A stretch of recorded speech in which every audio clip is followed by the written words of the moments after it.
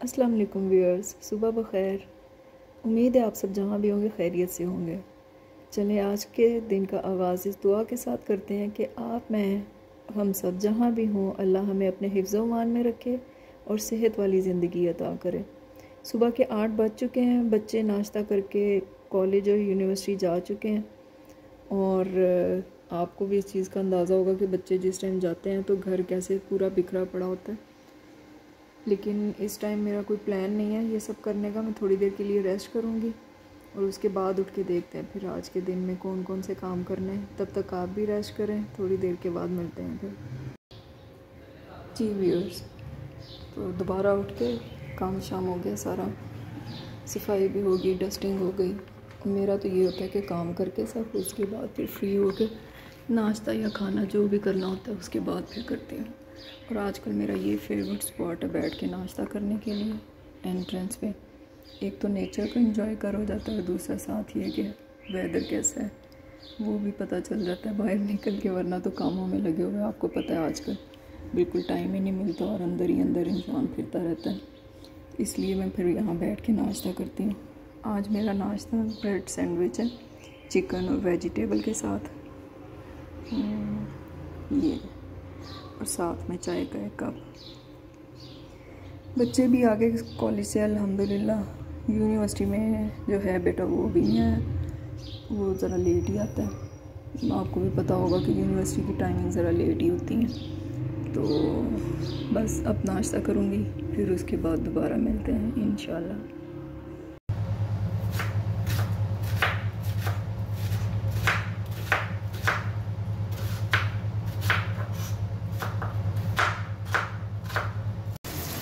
जी, तो प्याज कट के कढ़ाई में जा चुका है और जब तक ये थोड़ा सा गोल्डन होगा तब तक हम अपने टमाटर काट लेंगे। आज मैंने जैसे कि बताया कि पालक पकने की तैयारी हो रही है, तो कल ही मैंने पालक बॉईल करके इसको हैंड ब्लेंडर के साथ थोड़ा ब्लेंड कर लिया था और समझे आधा काम हुआ है, तो इसलिए पालक जल्दी पक के तैयार हो जाती है।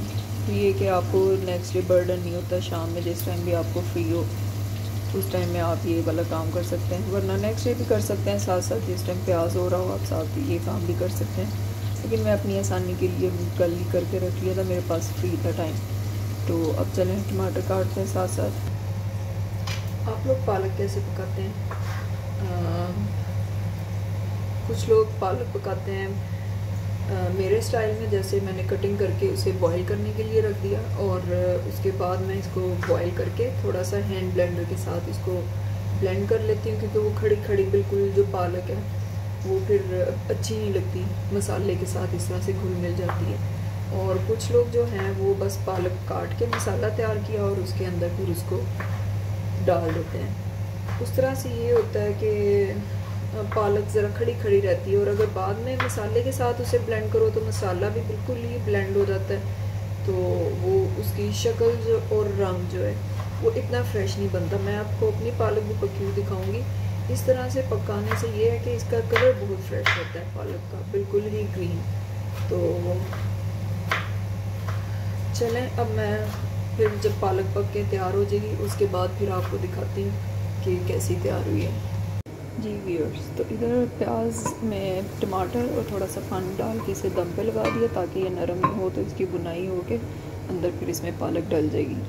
और आज बेटा जल्दी कॉलेज से आ गया और उसके कॉलेज में कुछ गेम्स चल रही हैं जिसकी वजह से जल्दी ऑफ हो जाता है।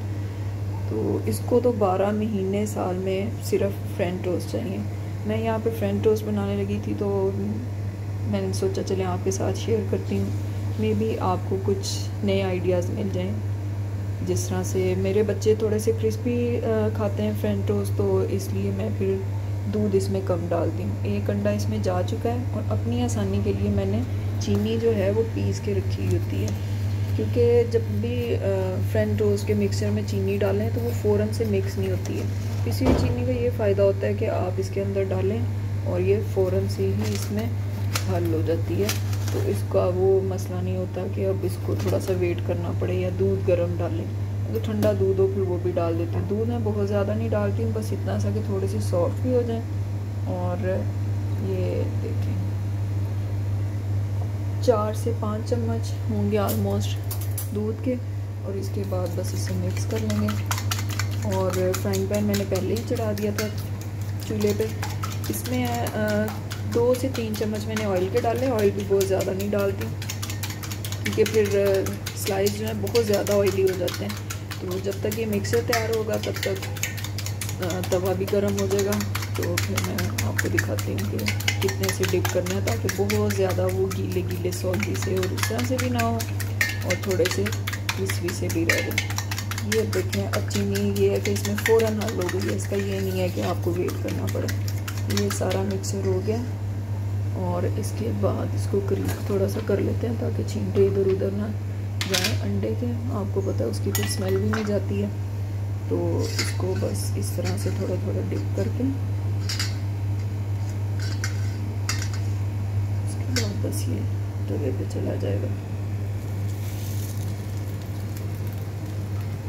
और अब ये डालते हैं दूसरा स्लाइस।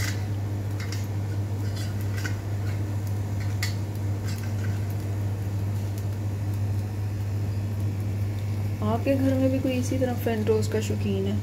मेरे बेटे को तो बस फ्रेंच टोस्ट चाहिए नाश्ते में, और कुछ हो ना हो फ्रेंच टोस्ट दे दें बस।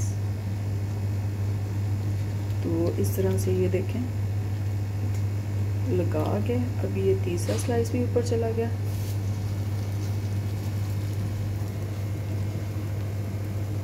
और इसको करने के बाद आज ज़रा हम मीडियम रखेंगे। जो मिक्सर बच जाता है एंड पे इसको मैं थोड़ा थोड़ा स्लाइस के ऊपर डाल देती हूँ।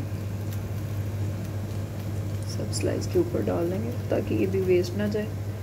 और फिर इसको थोड़ा सा हाथ के साथ सारे पे फैला देंगे जब तक एक साइड गोल्डन होती है, तब तक मैं आपसे दोबारा मिलती हूँ। ये देखिए जी इसकी एक साइड गोल्डन हो चुकी है। तो इसको आप पलट देंगे। और ऑयल आप देख रहे हैं, ऑयल इसमें बिल्कुल ऐसे नहीं है कि अंदर घूम रहा हो या ये उसमें बहुत ज़्यादा डीप फ्राई हो रहे हों। शैलो फ्राई भी नहीं इसे कह सकते आप, बस बिल्कुल नॉर्मल सा कि ऑयल जो है इसके अंदर ही एब्जॉर्ब हो जाए, इतना सा ऑयल हो। जिन बच्चों को ये क्रिस्पी पसंद है उसके लिए ये बता रही हूँ। लेकिन जो बच्चे थोड़ा सा सॉगी खाते हैं उनके लिए ऑब्वियसली थोड़ा सा ऑयल ज़्यादा डलेगा ताकि ज़रा ये देखें इस तरह से इनकी शक्ल कितनी खूबसूरत बनती है। अब ये वाली साइड भी फ्राई हो जाए तो फिर उसके बाद मैं आपको मिलती हूँ। और इनको बार बार नहीं पलटना, एक तरफ जब अच्छी तरह सेक लग जाए उसके बाद आप इसको पलटें ताकि बस अब दूसरी दफ़ा हमने एक दफ़ा पलटा तो ये तैयार हो जाएंगे और दूसरी दफ़ा में हम इन्हें उतार के बस प्लेट में शिफ्ट कर लेंगे। ये देखें जी अब ये दूसरी साइड भी इसकी फ्राई हो चुकी है तो इसको बस हम प्लेट में शिफ्ट कर लेंगे। ये देखें और इस तरफ मसाला बुनाई वाले मराहल में आ चुका है। इसकी बुनाई करके और फिर बस मैं इसमें पालक शिफ्ट कर दूँगी। और इधर जी हमारे फ्रेंच टोस्ट भी रेडी हो चुके हैं। चलें मिलती हूँ फिर थोड़ी देर बाद जी। तो ये मैं आपको शक्ल दिखाती हूँ, पालक पक के तैयार हो गई है। ये देखें कलर आपको नज़र आ रहा होगा कैसे फ्रेश फ्रेश है जी। तो शाम के 5 बज चुके हैं, सारे कामों से फ़ारिग होके अब चाय टाइम चल रहा है। तो मैं अब शाम की चाय जो है मोस्टली इस जगह पे बैठ के पीती हूँ।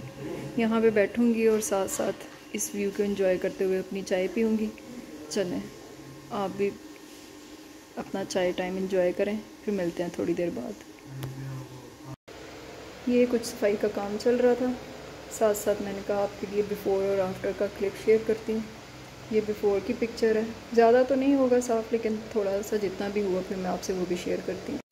ये है जी अब आफ्टर की वीडियो मेरे, क्योंकि घर में कोई स्टोर नहीं है तो ये मेरा एज अ स्टोर भी यूज़ होता है। और अभी रूम तो सेट नहीं किया क्योंकि मैं रिसेंट ही शिफ्ट हुई हूँ।